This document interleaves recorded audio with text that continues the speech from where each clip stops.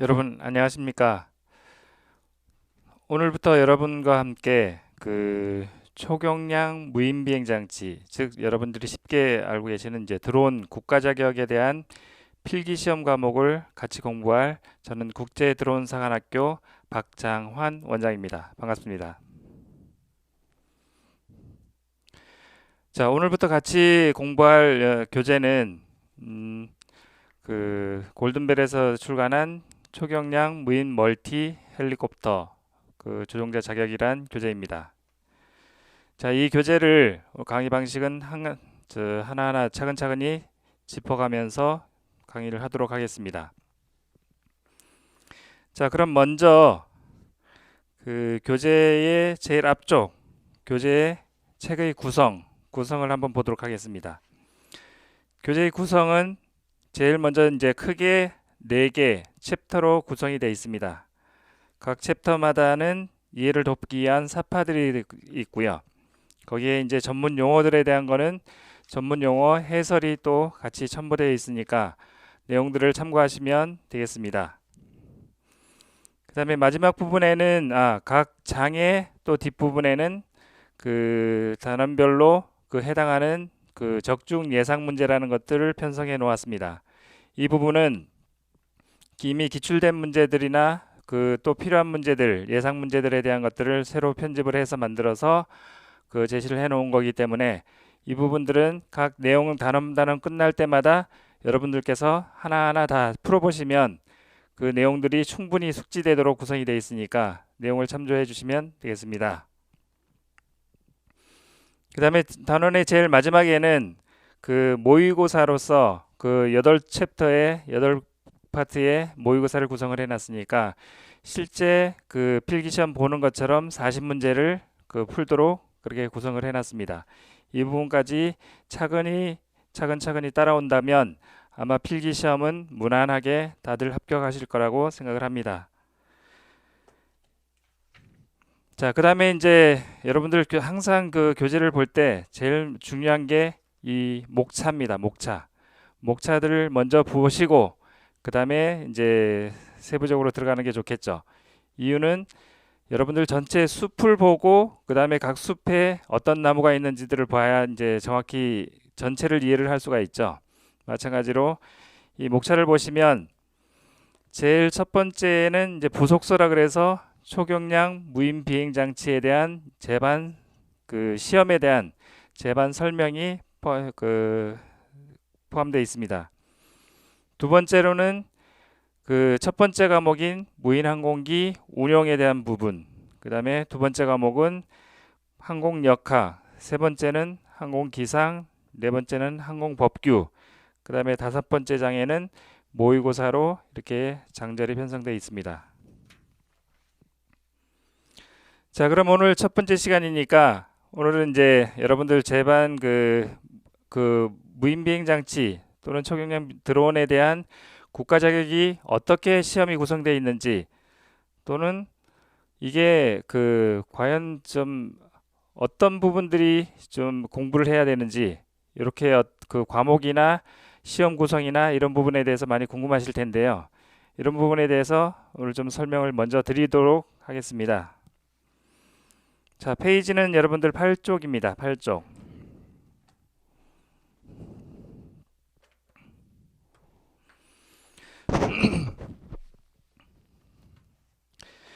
자, 8쪽에 보시면 그, 이제 시험이 실시되는 비행 장치에 대한 부분들이 나와 있는데요. 여기는 지금 무인 멀티콥터하고 무인 헬리콥터 두 가지만 나와 있습니다. 네, 여기서 이제 좀 전체 편성을 좀 먼저 살펴보겠습니다. 지금 우리가 이제 공부하는 것이 초경량 무인 비행 장치라 그랬죠.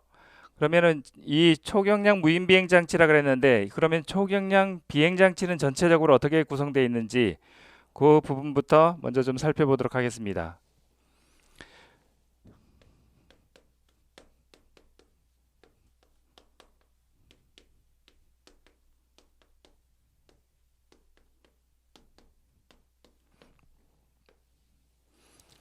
자, 초경량 비행장치 이 속에 한 파트에 보면 무인 비행장치가 있는 겁니다.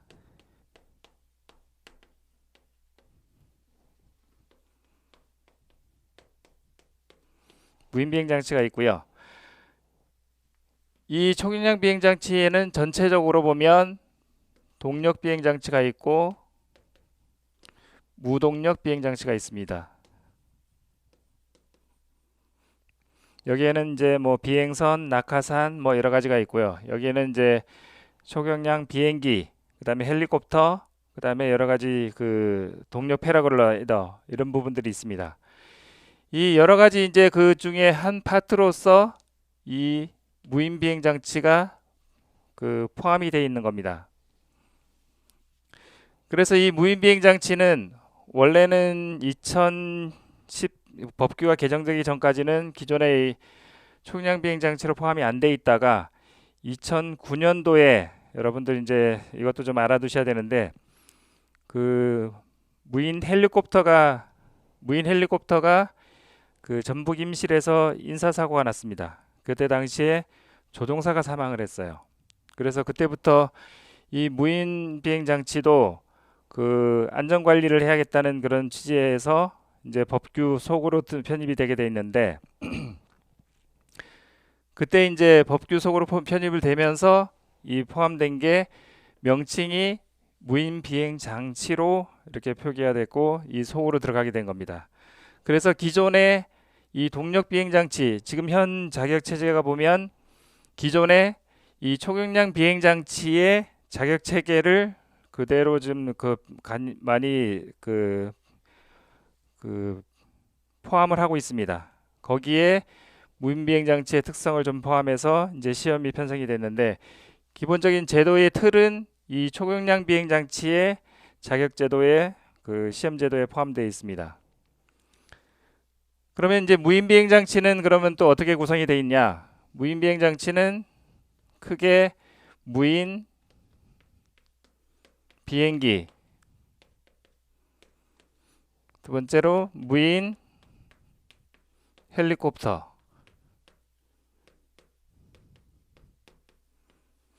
세 번째로 무인 멀티콥터, 네 번째로 무인 비행선, 이렇게 크게 네 가지로 구성이 되어 있습니다. 예전에는 이제 이 두 가지가 합쳐져서 무인 회전위기로 되어 있었는데 2013년도 다시 법이 개정되면서 2015년도에 개정되면서 무인 멀티콥터하고 무인 헬리콥터로 나누어졌습니다. 그래서 현재 보면 우리가 이제 시험 보는 거는 대부분 이 부분입니다. 이제 전체적으로 보면 전체 중에 굉장히 작은 파트로 이렇게 보이긴 하는데 실제로 그렇지 않습니다. 시험이 실시하고 하는 그 응시자들을 보면 현재 무인 비행기는 거의 1%도 안 됩니다. 1% 미만입니다. 무인 헬리콥터는 5% 미만입니다. 거의 94% 이상이 다 이 무인 멀티콥터입니다. 그 이유는 무인 비행선은 지금 실시가 안 되고 거의 없고요. 무인 비행기는 실제로 그 12km 이상의 무인 비행이면 상당히 사이즈가 커집니다. 그러면 이제 활주로도 필요하고 여러 가지 운용상에 이제 많은 그 제약사항이 따르기 때문에 그 시험에서 운용 제약사항만 따르는 게 아니고 실제로 운용하면서도 운용 제약이 굉장히 많아서 실제로 민간에서 사용하기가 굉장히 어려운 상황입니다. 두 번째로는 이제 무인 헬리콥터가 그 무인 멀티콥터 이전에 굉장히 많이 이제 보급이 됐었습니다. 제가 실제로 2003년도부터 이제 무인 헬리콥터를 방제형으로 보급하기 시작하면서 그때 당시에는 이제 제가 자격 시험을 그 평가를 하고 이제 사인을 하면 그게 이제 자격증이 된 그런 시절이었는데 그때 당시에는 이제 다른 이 무인 멀티콥터나 이런 대안이 없었기 때문에 무인 헬리콥터가 농협에서 이제 구매를 해서 이제 방제 사업을 지원하는 이제 농민들에게 무상이나 유상으로 방제 사업을 지원했는데 이때 당시 이 무인 헬리콥터의 가격이 약 2억 원 정도 됩니다. 2억 원. 그래서 이 무인 헬리콥터로 방제할 수 있는 양은 하루에 약 10만 평. 10만 평 정도 됩니다. 2억 원. 굉장히 비싸죠. 그러다 보니까 그 또 이제 헬리콥터는 구조상 이 단축입니다. 단축. 나중에 구조를 다시 한번 이제 설명드리겠지만 단축이다 보니까 이 사고가 나면 수리비가 최소 3천에서 5천만 원이 됩니다. 수리비가 이렇게 많이 나온다는 거는 또 무슨 얘기냐면 보험료가 2천만 원입니다. 어마어마하죠. 예. 자, 이런 상황입니다. 근데 멀티콥터는 가격이 약 요즘 뭐 10리터짜리나 뭐 해서 보통 한 2천만 원 정도라고 보시면 됩니다. 가격이 10분의 1이죠. 단적으로 비교했을 때. 그러면 이제 방제하는 것도 그 10분의 1밖에 못 하느냐? 실제로 그렇지 않습니다. 이것도 1일당 10만 평이지만 이거로 방제해도 하루에 약 한 7만 평 정도는 방제합니다. 같은 조건이라면. 그리고 이거는 또 다축이기 때문에 다축이고 축이나 이런 동력 전달 장치들이 연결이 안 돼 있다 보니까 수리비가 사고가 나도 수리비가 많이 나와야 1, 200 정도 나옵니다. 이 말은 또 뭐냐면 보험료가 여기 2천만 원 되는 게 또 보험료도 한 200만 원 정도밖에 안 된다는 거죠. 예.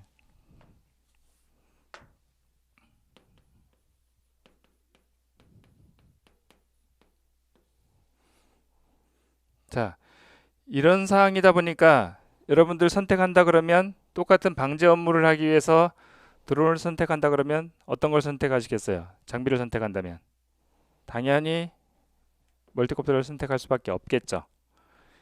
자, 그러다 보니까 무인 헬리콥터는 더 이상 대수가 늘어나지 않습니다. 현재 전국에 약 한 500대 정도가 있습니다. 약 500에서 한 700대 정도가 있는데 더 이상 대수가 늘어나지 않습니다. 그런 상황에서 이제 기존에 농협에서 이제 고가의 비용을 지불하고 장비를 구매해서 운용을 하고 있는 장비다 보니까 이걸 계속 가능하면 유지하는 게 좋겠죠. 근데 이제 또 운영비를 유지를 보면 어느 시점에는 이제 단종이 돼야겠지만 이제 기존에 이제 고가를 세금을 들여서 또는 뭐 예산을 들여서 구매한 거기 때문에 이거는 그대로 유지를 해야 됩니다. 그래서 그러다 보니까 이제 농협 직원들이 보직이 바뀌죠. 바뀌면 새로운 직원들이 들어오게 되면서 그 직원들이 교육을 다시 받아야 되니까 그런 차원에서 교육을 받는 인원들이 대부분 무인 헬리콥터를 교육을 받게 됩니다. 그리고 나머지 대다수의 거의 모든 교육생들은 이 멀티콥터를 또 받는데 교육을 받게 되는데 그 이유는 이 무인 헬리콥터 방제용으로 해서도 이렇게 비교가 안 될 정도로 그 가성비가 좋죠. 다른 분야에서도 마찬가지입니다. 이 멀티콥터는 운용성, 가성비, 기타 여러 가지 면에서 굉장히 이점이 많기 때문에 비행기나 비행선이나 헬리콥터를 제치고 이 앞으로도 계속 그 보급 대수가 늘어날 수밖에 없는 상황입니다. 당연히 이 자격증이 또 그만큼 많이 필요하겠죠. 예, 이런 차원에서 그 무인 멀티콥터를 여러분들 시험 선택하신 거는 굉장히 잘한 선택이라고 보시면 됩니다. 자, 여기까지 이해되시죠? 자, 그러면 다음으로 넘어가겠습니다. 자, 여러분들 이제 여러분 자격 공부하시는 지금 준비하시는 무인 멀티콥터가 어느 정도 위치에서 지금 준비하는 건지를 좀 이해를 하셨을 겁니다. 자, 그러면 현재 이제 다시 들어가서 그 자격 제도, 지금 이제 자격 제도는 어떻게 돼 있는지 그걸 다시 한번 또 이제 실제적으로 뭐 자격증은 어떻게 되어 있는지 한번 보도록 하겠습니다.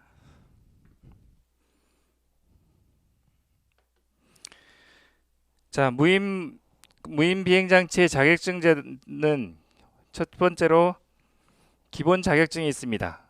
기본 자격증, 조종자, 조종자 자격. 요게 이제 가장 기본이고요. 자, 조종자 자격이 있고 그 다음에 교관 자격. 교관 자격은 지도 조종자라는 용어를 씁니다.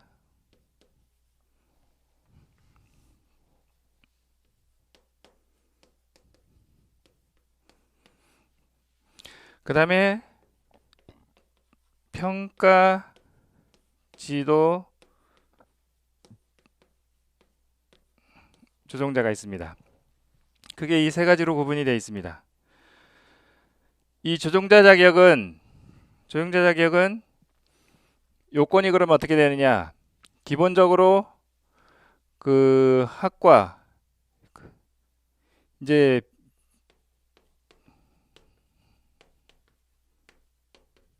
비행 경력이 20시간,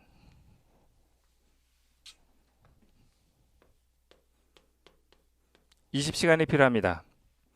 지도 조종자는 비행 경력이 100시간, 100시간이 필요합니다. 평가 지도 조종자는 비행 경력이 150시간이 필요합니다. 그러면 기본 조종 자격을 취득한 사람은 20시간의 기본 비행 시간이 있죠. 그래서 100시간이 되려면 여기에 플러스 80시간을 비행 경력을 더 추가하면 되겠죠. 마찬가지로 지도 조종자는 100시간 비행 경력을 갖고 있죠. 그러다 보니까 150시간이 되려면 50시간만 추가해서 비행 경력을 취득하면 지도 조종자의 그 교육에 응시할 수가 있습니다. 자, 이 세 가지 구분이 있는데 이거는 자격입니다. 자격제도고 이 지도조종자와 평가 지도조종자는 자격이 아니고 아직 공단에 등록하는 절차입니다. 등록. 이것도 마찬가지로 공단에 등록하는 절차입니다. 그래서 지도조종자 자격이라고 얘기하는 거는 이제 공단의 지도조종자로 등록이 돼 있다 하는 얘기를 말하는 것입니다. 자, 이렇게 세 가지 제도가 있고 그 다음에 비행 경력 조종자 자격을 하면 그러면 비행 경력이만 쌓으면 되느냐? 그건 아니고 여기에는 이제 필기 즉 학과 시험과 플러스 실기 시험이 있습니다. 실기 시험으로 구성이 되는데 지도조종자는 이거는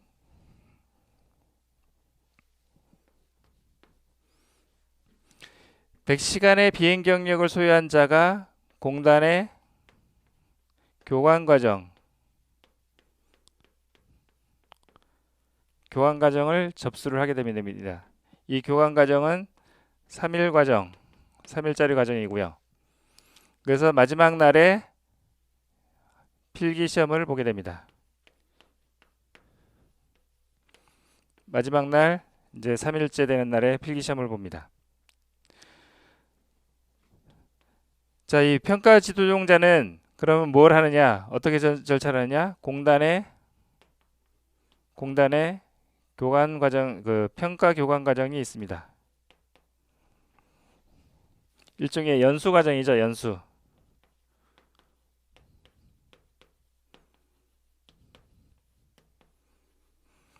평가 과정을 하고 여기에서는 이제 실기 시험을 다시 한번 봅니다.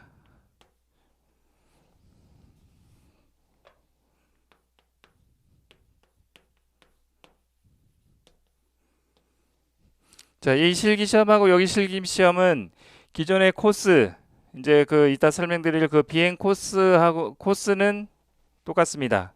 대신에 여기서는 대부분 그 여러분들 이제 대부분 GPS 모드를 시험을 보고 여기서는 여러분들이 그 자세 모드로 시험을 보게 됩니다.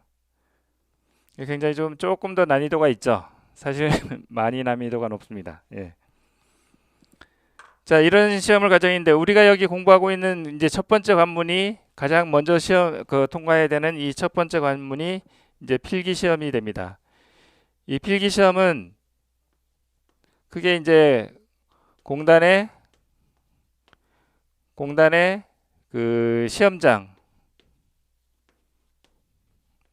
시험장에서 보게 됩니다.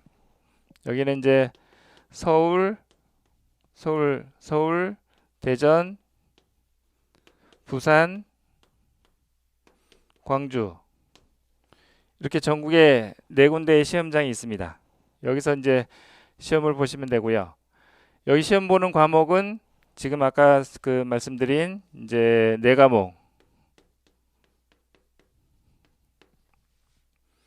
즉 그 무인기 운영, 무인항공 운영, 그 다음에 비행역학,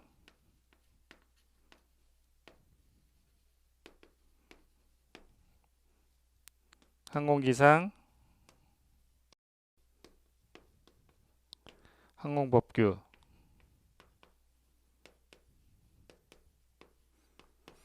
이렇게 4가지 과목으로 구성이 되어 있고 문항은 총 40문항에 1시간의 시험을 보게 됩니다.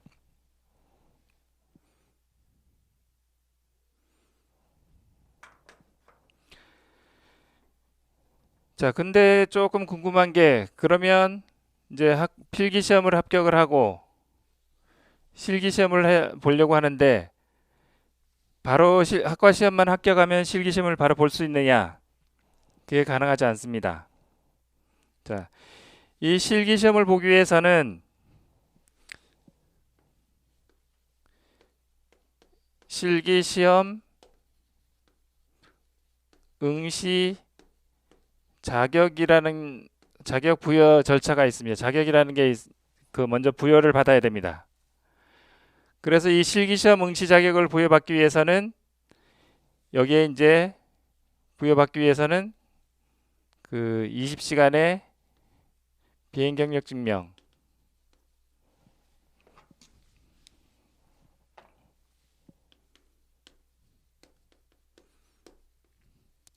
이 비행 경력이 이게 필수적으로 있어야 되는 거죠. 그래서 이 비행 경력 증명하고 면허증을 첨부해서 응시를 하게 되면 이제 공단에 접수를 하게 되면 이제 이 실기 시험을 응시를 할 수가 있습니다. 네. 자, 이 절차가 좀 이해가 되시나요? 자, 아까 하다 보니까 또 한 가지 또 궁금한 게 있죠. 비행 경력이라는 거.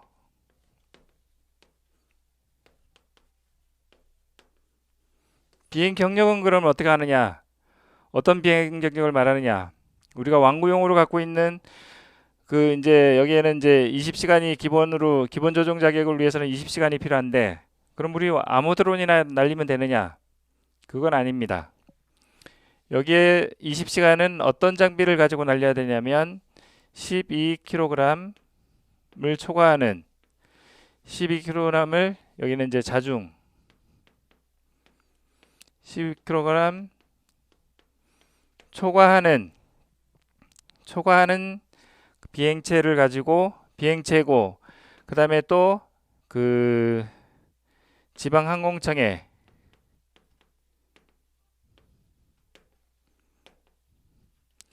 신고. 지방항공청에 신고됐는데 어떤 목적으로? 영리 목적으로 신고된 장비를 가지고 20시간의 비행을 하고, 그 다음에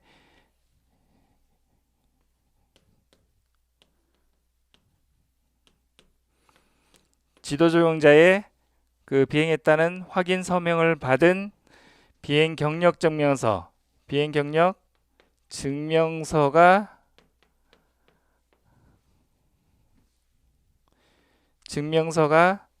첨부돼야 시험에 응시할 수 있게 됩니다. 그래서 다시 정리하면 20시간은 20kg을 초과하고 20kg을 초과하는 장비여야 되고 지방항공청에 영리 목적으로 신고된 장비여야 됩니다.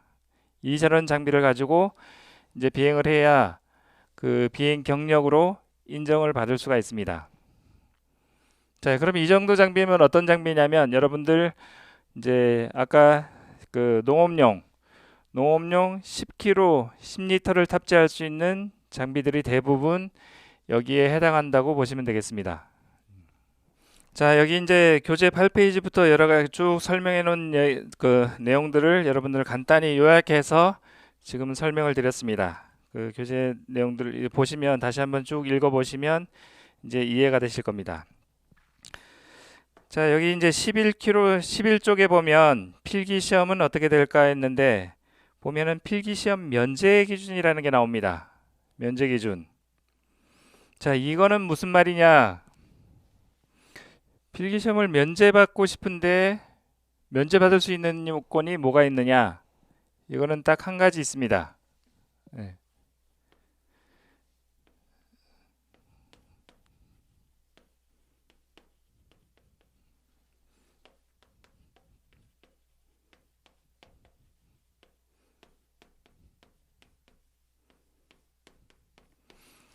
지정 전문 교육기관에서 교육을 이수하는 방법이 있습니다.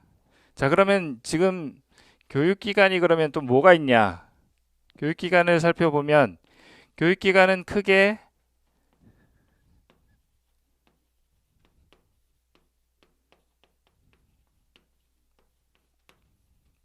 지정 전문 교육기관과 사설 교육기관, 사설교육기관 두 가지로 구성이 된다고 보시면 됩니다. 지정 전문교육기관은 말 그대로 지금은 이제 교통안전공단에서 이제 국토부에서 위임을 받은 교통안전공단에서 이제 그 실사를 거쳐서 그 지정 전문교육기관으로 지정을 되는데 여기에는 시설, 인원, 장비, 그 다음에 그 교육과정 이런 것에 대한 기준을 만족시키는 준비가 된 교육기관이 이제 이 전문교육기관으로 지정을 받게 됩니다. 그래서 시설도 그 최소한 그 학과 사무실하고 휴게실 뭐 이런 것도 있지만 훈련장이 40에 80m 이런 훈련장이 최소한 있어야 되고 그 다음에 인원은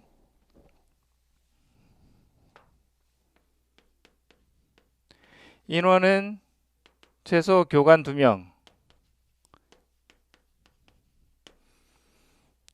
이 중에 1명은 평가 조종자 평가 지도 조종자 여야 됩니다.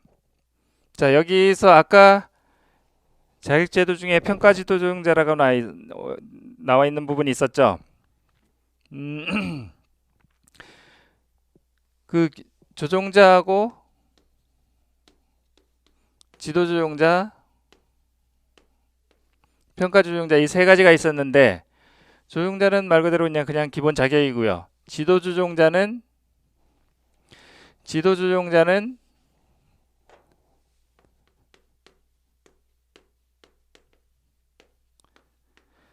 지도조정자는 말 그대로 교관입니다. 여기 말하는 교관. 그러면 평가 지도조정자는 무슨 역할을 하냐? 사실상 아직까지는 이 전문 교육기관을 구성하기 위한 구성 요인 중에 한 가지로만 구성되어 있고 사실 아무런 역할이 없습니다. 지금은 그냥 교관으로서의 역할밖에 없습니다.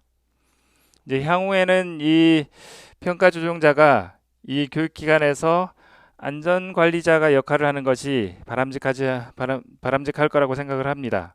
근데 아직까지 제도상으로 규정상으로는 이 평가 조정자가 요건상으로만 한 가지 구성이 되어 있지 아무런 역할이 없습니다. 장비는 아까 그 12kg 초과하는 장비가 최소 한 대 이상 초과하고 영리 목적으로 당연히 등록이 돼야겠죠. 영리 목적으로 신고된 장비가 최소 한 대 이상이 있어야 됩니다. 교육 과정은 뭐 교재도 있고 당연히 이제 커리큘럼이 구성이 되고 거기에 따른 교재 그다음에 그 여러 가지 이제 관련 서류들 이런 부분들이 다 구성이 된 그 교육기관을 지정 전문 교육기관으로 지정을 하고 있고요. 사설 교육기관은 그냥 교관 이런 어떤 그 교관하고 장비만 있으면 장비가 이제 여기도 이제 신고된 장비여야겠죠. 신고되고 그 또한 이제 사용 사업이 등록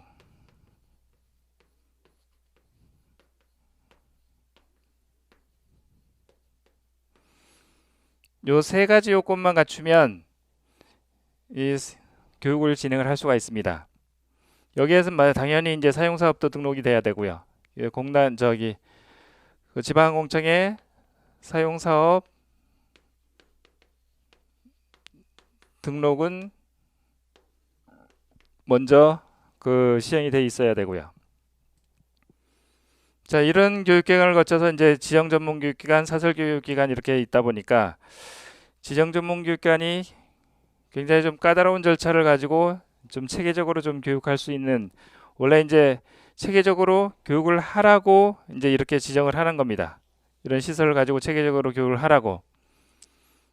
그러다 보니까 여기에 이제 이런 어려운 까다로운 여건을 만들어 놨는데 여기서 체계적으로 교육을 받고 나면 뭔가 이점이 있어야겠죠. 그래서 이 전문 교육기관에 이점을 주는 것이 학과 면제입니다. 학과 면제 제도가 이 전문 교육기관에만 있습니다. 근데 그냥 면제되는 게 아니고 이건 자체 시험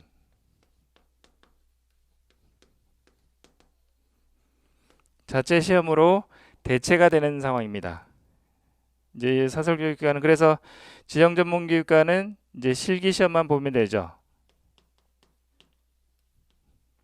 자체 시험은 이제 학과 시험은 자체로 하고 이제 사설은 이제 필기와 사설교육기관에서 교육을 받는 사람은 필기와 실기를 다 치루어야 됩니다. 근데 대부분 필기는 여러분들처럼 이제 자체적으로 공부를 해서 합격이 가능하니까 이제 필기를 보고 이제 실기만 이제 사설교육기관에 가서 이제 교육을 하는 경우가 이제 상당 부분 많이 있습니다.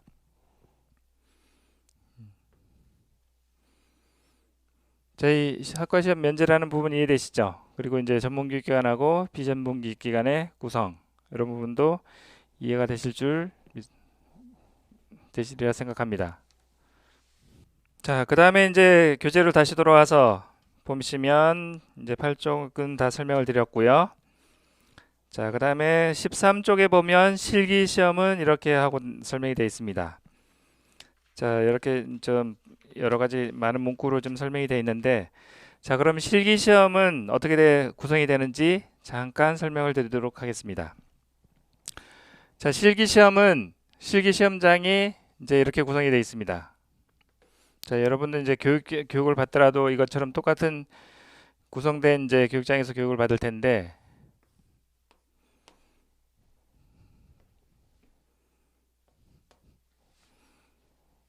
자, 간단히 보시면 이렇게 되어 있습니다. 그래서 여기에서 조종자가 있고 여기 안전 펜스가 있겠죠. 안전 펜스에서 여기 이착륙장 그리고 여기에는 이머전시 착륙장 이렇게 이제 구성이 되는데, 자 여기에서 이 이착륙장까지는 15m가 됩니다. 이착륙장에서 여기는 이제 하버링 포인트라는 용어를 쓰는데 여기까지가 7.5m. 이 하버링 포인트에서 다시 그 원거리까지가 50m가 됩니다.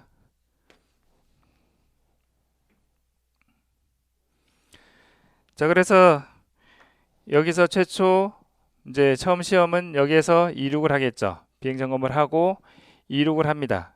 이륙을 해서 여기서 이제 이륙을 한 상태에서 그 선우 좌우 이제 기본적인 비행 상황에 대한 점검을 마치면 다시 하버링 포인트로 이동을 합니다. 하버링 포인트로 이동하면 제일 첫 번째 과목이 제자리 비행은 좌선에 다시 우측으로 180선에 까지 끝나면 그다음에 원위치 여기까지가 이제 제자리 비행이고요. 두 번째 과목이 이제 전후진 직진 비행. 그래서 여기서 쭉 앞으로 가서 50m 전진했다가 다시 쭉 뒤로 와서 하버링 포인트까지 오면 두 번째 과목이 끝납니다. 그 다음에 세 번째 과목은 삼각 비행이라 그래서 여기서 시작해서 좌나 우로 포인트를 해서 삼각형으로 이렇게 갔다가 직각 삼각형을 그리는 거죠. 삼각형으로 갔다가 삼각형으로 내려오는, 그 다음에 원위치하는, 요게 이제 삼각 비행입니다. 그 다음에 이제 원주 비행은 다시 하버링 포인트로 와서 정지한 상태에서 자선을 한 상태에서 이렇게 이 모양을 따라서 이렇게 도는 비행, 돌아서 정지를 하면 여기까지가 이제 원주 비행이 끝납니다. 그 다음 과목은 이제 비상 착륙이라 그래서 하버링 포인트 그 기술을 정대하고 2m 상승한 상태에서 빠르게 내려와서 비상 착륙중에 착륙하는 이 모드가 되고요. 그 다음에 이제 현재까지는 다 이제 GPS 모드로 비행을 했습니다. GPS 비행을 모두 하다가 여기서부터는 이제 자세 모드, 에티 모드라고 합니다. 에티 모드라는 자세 모드로 전환을 해서 이륙을 해서 이동하고 다시 착륙하는 요까지가 이제 자세 모드 비행, 정상 접근 착륙이라는 비행입니다. 그 다음에 이제 마지막 비행으로 이제 이륙을 해서 이제 측풍 접근 착륙이라는 게 마지막 비행인데, 이륙을 해서 대각선 방향으로 이동을 합니다. 이동을 하고 우측이나 좌측으로 해서 기술을 정대하고 그 측풍, 측면 비행으로 해서 대각선으로 이렇게 착륙장까지 와서 착륙을 하는, 그대로 기술을 바꾸지 않고 그대로 착륙하는 요까지 마치면 이 실기시험 과정이 다 끝나게 됩니다.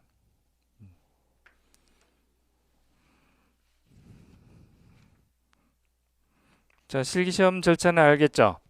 그래서 이 실기시험은 각 코스, 각 코스별로 좌우는 1m 이상 벗어나면 안 되고 상하는 50cm 이상 벗어나면 안 되겠습니다. 그리고 각 코스는 그 착륙장은 일부 이제 걸치는 부분도 있지만 세부적인 거는 그 내용들을 좀 읽어보시면 되겠습니다. 자, 오늘 이제 이번 시간